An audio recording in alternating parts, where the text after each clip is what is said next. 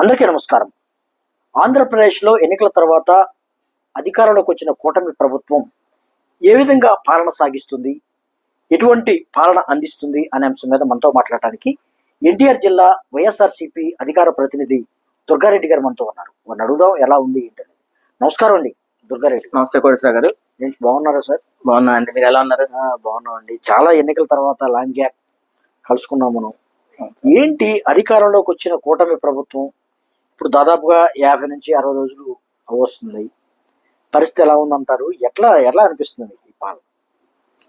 Sir, కూటమి ప్రభుత్వం ఏదైతే అధికారంలోకి వచ్చిందో అటు పవన్ కళ్యాణ్ గారు కానివ్వండి, నారా చంద్రబాబు నాయుడు గారినండి, బీజేపీ కానీ అలయన్స్ లో కూటమిగా ఏర్పడి అధికారంలోకి వచ్చిన తర్వాత వీళ్ళు కార్యకర్తల మీద కానివ్వండి, వైఎస్ఆర్సీపీ నాయకుల మీద కానివ్వండి, వాళ్ళు చేసినటువంటి దాడులు కానివ్వండి, అక్రమాలు కానివ్వండి, అన్యాయాలు కానీ అక్రమంగా కేసులు కానివ్వండి, లేకపోతే ఎక్కడికెక్కడ వాళ్ళని హతమార్చడం కానివ్వండి, వైఎస్ఆర్సీపీ కార్యకర్తల్ని జెండా పట్టుకోవడానికి కూడా భయపెట్టే విధంగా ప్రపంచంలోనే కాదండి, మన అంటే దేశంలోనే కాకుండా ప్రపంచంలో కూడా ఏ పార్టీలోనూ లేదా దేశంలోని రాష్ట్రంలోనూ జరిగినటువంటి విధ్వంసకాండ మన రాష్ట్రంలో జరిగిందండి.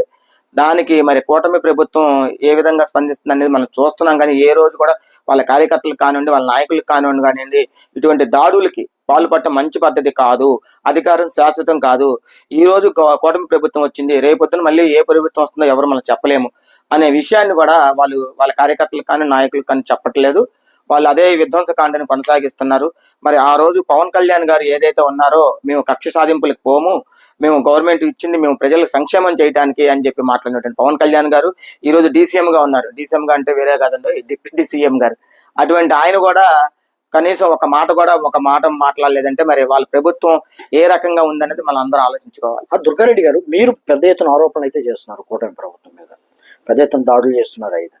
కానీ కూటమి నేతలు చెప్పేది మరొక విధంగా ఉంది. కూటమి నేతలు చెప్తూ ఉన్నారు, ఇది కక్షపూరిత వాతావరణం కాదు, గతంలో వ్యక్తిగత కక్షలు కార్పణ్యాలను కూడా ప్రభుత్వానికి అంటగడుతున్నారు వైఎస్ఆర్సీపీ నాయకులని వాళ్ళు ఆరోపిస్తున్నారు.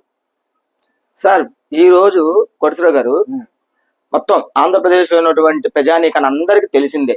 ఆ రోజు జూన్ 4వ తారీఖున ఉదయం 10:30 గంటలకి ఎప్పుడైతే రిజల్ట్స్ వాళ్ళు మెజారిటీగా చూపించడం మొదలు పెట్టారో టీవీల్లో, వాళ్ళకి అనుకూలమైనటువంటి మీడియాల్లోనే అప్పటి నుంచే మొదలు పెట్టేశారు దారుడులు. ఎక్కడైతే వైఎస్ఆర్ విగ్రహాలు పగలగొట్టడం కానివ్వండి, డాక్టర్ వైఎస్ రాజశేఖర రెడ్డి గారు పేర్లు కనపడ్డా కానివ్వండి, విగ్రహాలు కానివ్వండి, సచివాలయాన్ని కానివ్వండి, లేకపోతే ఆరోగ్య క్లినిక్లు కానీ, జగన్మోహన్ రెడ్డి గారు బొమ్మ కనిపిస్తేనే వాళ్ళు తట్టుకోలేని ఆక్రోషంతో వాళ్ళు పగలగొట్టడాలు, విధ్వంసాలు ప్రారంభించారు. దీన్ని కూడా వాళ్ళు పార్టీకి సంబంధించింది అని చెప్పడం అనేది ఎంత హాస్యాస్పదంగా ఉందో, లేకపోతే జనాల్ని వాళ్ళు ఎంత అమాయకులుగా పరిగణించుకొని అలా మాట్లాడుతున్నది వాళ్ళకి తెలియాలి సార్. కానీ వ్యక్తిగత కక్షలు కానీ వ్యక్తిగత రాజకీయం కాకుండా వ్యక్తిగతంగా జరిగినటువంటి సంఘటనలు కూడా మీరు ప్రభుత్వానికి పులుగుతున్నారు, ప్రభుత్వానికి అంటగడుతున్నారని పెద్ద ఎత్తున రాజకీయ మరి కూటమి నేతలే కాకుండా మీ నాయకుడు ఎవరైతే ఉన్నారో ఆ నాయకుడు చెల్లెలు షర్మిల కూడా ఆరోపిస్తున్న పరిస్థితి. సార్, ఒకటి కోడిసరాగా నేను ఒకటే చెప్తున్నాను, వ్యక్తిగత కక్షలు అని వ్యక్తిగత గొడవలు అంటే మీరు జూన్ 4వ తారీఖు నుంచి ఇప్పటి వరకు కూడా తీసుకుంటే ఎక్కడైనా సరే మరణించిన వాళ్ళు కానీ, గాయపడ్డ వాళ్ళు కానివ్వండి, టీడీపీ వాళ్ళు కానీ, జనసేన వాళ్ళు కానీ ఒక్కళ్ళైనా మీరు చూపించగలరా?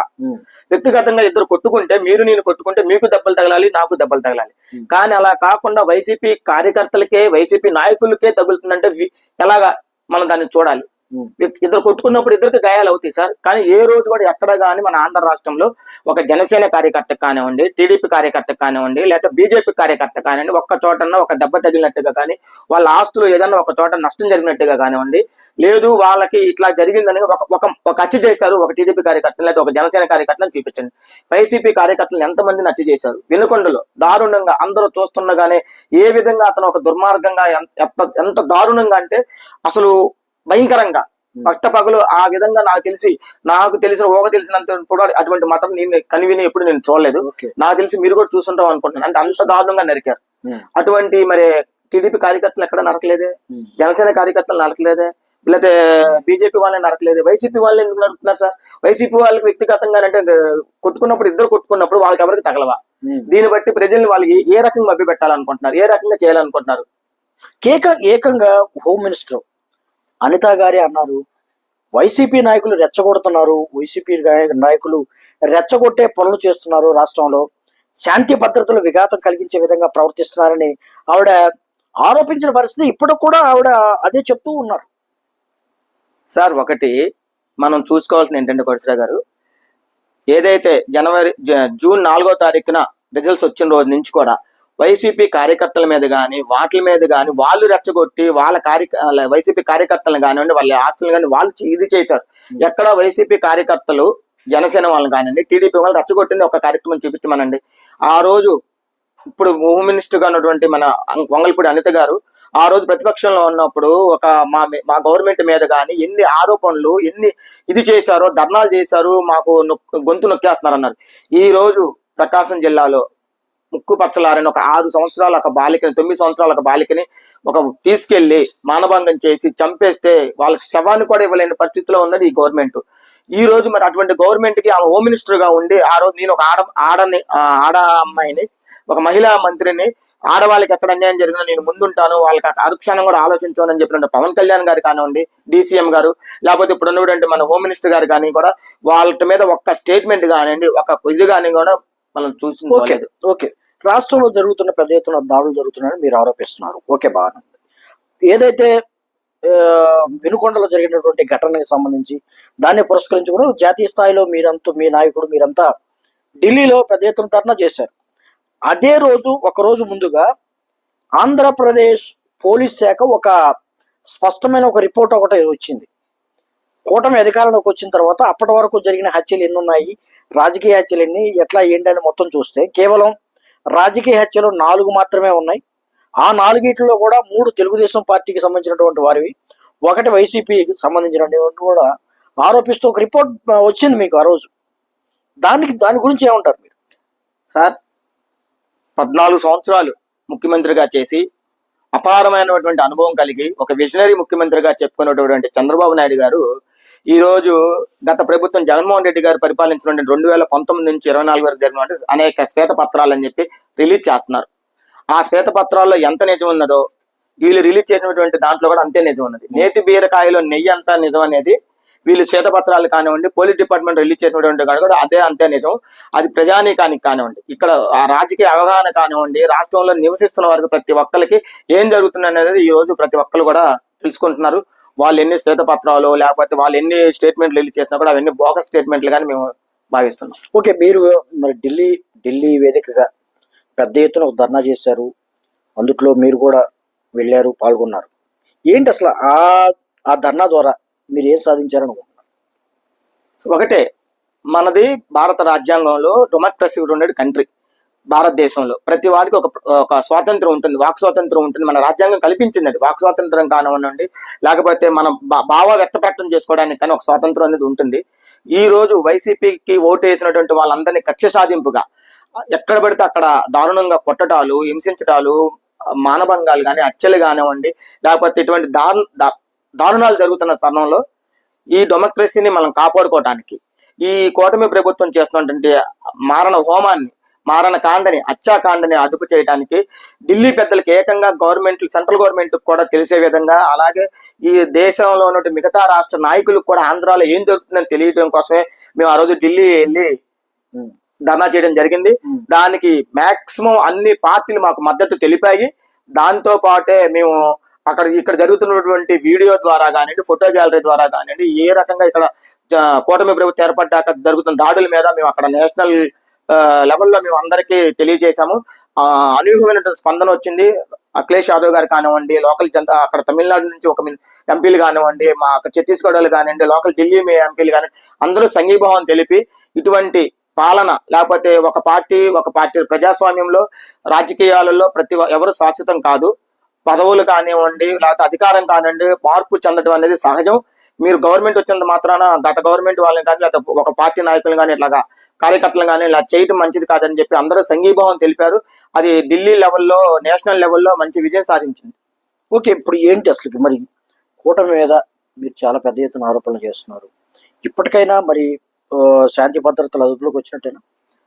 శాంతి భద్రతలు అదుపులో లేవు సార్. శాంతి భద్రతలు అనేవి ఎవరి చేతుల్లో ఉన్నాయంటే టీడీపీ కార్యకర్తల చేతుల్లోనో, లేకపోతే జనసేన కార్యకర్తల చేతుల్లోనో, లేకపోతే మరి మన హోమ్ మినిస్టర్ అటువంటి అనిత గారి చేతిలో కూడా ఏం లేదు. ఆమె ఓన్లీ జస్ట్ హోమ్ మినిస్టర్ అంటే నామ మాత్రమే. ఆ రోజు ఏదైతే పదవి ప్రమాణ స్వీకారం చేసిన రోజు మాకు చంద్రబాబు నాయుడు ఫ్రీ హ్యాండ్ ఇచ్చారు, మేము ఒకరి కింద పని చేయట్లేదు, మేము సొంత నిర్ణయాలు తీసుకోగలుగుతామని చెప్పేసి ఆమె మాట్లాడారు. అనిత గారు ఒప్పుకున్నారు, మాకు ఫ్రీ హ్యాండ్ ఇచ్చారు, మా విచ్చలవిడిగా మా చేతుల్లో ఉంది, పోలీస్ వ్యవస్థ మా చేతుల్లో ఉంది, మమ్మల్ని ఏదైతే గత గవర్నమెంట్ లో వాళ్ళు ఇది చేశారో వాళ్ళందరినీ గవర్నమెంట్ పనిచేసిన వాళ్ళు కానీ ఓట్లు వేసిన వాళ్ళందరూ కానీ ఇష్టం వచ్చినట్టుగా నరుక్కుంటూ పోతాము, లేకపోతే అధికారం మా చేతిలో ఉంది కాబట్టి మా ఫ్రీ హ్యాండ్ ఇచ్చారు, మేము ఏదైనా చేస్తాము. ఒక ఇంటర్వ్యూలో మనం చూసాం సార్, ఎవరెవరు లెక్కలు ఎలా తేల్చాలో, ఎవరెవరికి ఎట్లా సెటిల్మెంట్లు చేయాలో అన్ని మాకు తెలుసు, 3 నెలల్లోనే సెటిల్ చేసేస్తాం అని చెప్పడం ఏబిఎన్ ఇంటర్వ్యూలో ప్రముఖ ఛానల్ వాళ్ళ ఛానల్లో ప్రముఖ ఛానల్ ఏబిఎన్ అంటే మన పేరు చెప్పకూడదని అట్లా అన్నాము, అందరికీ తెలిసిందే. ఆ మేడం గారు క్లియర్ గా చెప్పారు, 3 నెలల్లో ఎవరి లెక్కలు వాళ్ళకి సెటిల్ చేస్తాము, ఎవరిని ఏం చేయాలో మాకు అన్ని తెలుసు, మేము చూసేస్తాం అన్నారు. అంటే ఒక బాధ్యత గల మంత్రిగా, రాష్ట్రానికి హోంమంత్రిగా ఉన్నటువంటి మహిళా నాయకురాలు ఆ విధంగా మాట్లాడుతుంటే మనం దాన్ని ఏ విధంగా మనం అర్థం చేసుకోవాలి. చిన్న పిల్లలు, ముక్కు పచ్చలారని పిల్లల్ని కూడా మానభంగాలు చేసి, చంపేసి, దాచేసి, లేకపోతే వాళ్ళ కనీసం తల్లిదండ్రులకు కూడా బాడీని కూడా అప్పచెప్పలేని స్థితిలో ఉన్నదంటే ఈ గవర్నమెంట్ మనం ఏ విధంగా ఆలోచించాలి? ఏంటి, ఏం కోరుకుంటున్నారు, ఎలా ఉండాలని కోరుకుంటున్నారు, ముగింపు చెప్పండి సార్. ఒకటే చెప్తున్నాం సార్, ప్రజానీకం చాలా మంది అంటే మన ఆంధ్ర రాష్ట్రంలో చాలా మంది దిగువ మధ్య తరగతికి ఉన్న వాళ్ళు చాలా మంది ఉన్నారు. వాళ్ళకి రోజు రోజు గడవటానికి కూడా కష్టంగా ఉన్న చాలా మంది ఉన్నారు. అందరూ మోసపూరితమైనటువంటి బాబు గారు హామీలకి మోసపోయి ఓట్లేశారు. ఆ రోజు జగన్మోహన్ రెడ్డి గారు 2019లో నుంచి 2024 వరకు అమలు చేసిన సంక్షేమ పథకాల మీద జగన్మోహన్ రెడ్డి గారు క్లియర్ గా పవర్ పాయింట్ ప్రెజెంటేషన్ చేశారు. నేను ఈ రోజు మన బడ్జెట్ ఎంత, నేను సంక్షేమ పథకాలకి ఎంత కేటాయించాను, ఇది మాత్రం చేయగలుగుతున్నాను, ఇది నేను చెయ్యలేని అబద్ధపు మాటలని చెప్పి నేను అధికారం చేజిక్కుకోవడం మనకి కాదు అని చెప్పేసినటువంటి ఆయన క్లియర్ గా ఉన్నారు. కానీ ఈ రోజు చంద్రబాబు నాయుడు గారు అనేక సంక్షేమ పథకాలని రెట్టింపులు చేస్తామని చెప్పి మాట్లాడి ఈ రోజు అధికారంలోకి వచ్చారు, అవి చేయలేకపోతున్నారు. దాని గురించి కూడా మనం ఒకసారి మాట్లాడతాం. ఇది దుర్గారెడ్డి గారు చెప్తున్నారు. ఏదైతే రాష్ట్రంలో వచ్చినటువంటి కూటమి ప్రభుత్వం దాడులతోనే తమ పాలన మొదలుపెట్టింది, దాడులతోనే కొనసాగిస్తుంది, వైసీపీ కార్యకర్తల్ని టార్గెట్ గా చేస్తూ మరి పెద్ద ఎత్తున విధ్వంసాన్ని సృష్టిస్తూ ముందుకు సాగుతుందని పెద్ద ఎత్తున దుర్గారెడ్డి గారు ఆరోపణలు చేస్తున్న పరిస్థితి. నమస్కారం. నమస్తే.